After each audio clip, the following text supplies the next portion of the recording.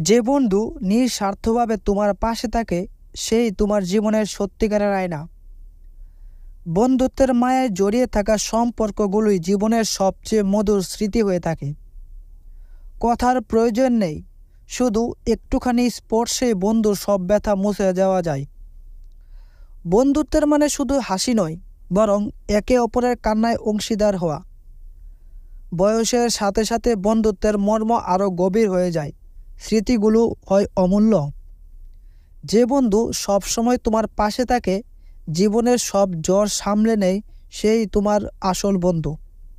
বন্ধুর সাথে কাটানো সময়গুলো একদিন শুধু গল্প হয়ে থাকে, কিন্তু সে গল্পগুলোই জীবনের রসদ।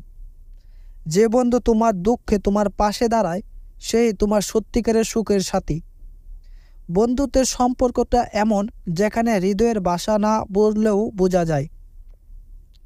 বন্ধুত্ব হলো সেই সেতু যা দূরত্বকে হার মানায় এবং ভালোবাসায় ভরিয়ে দেয়।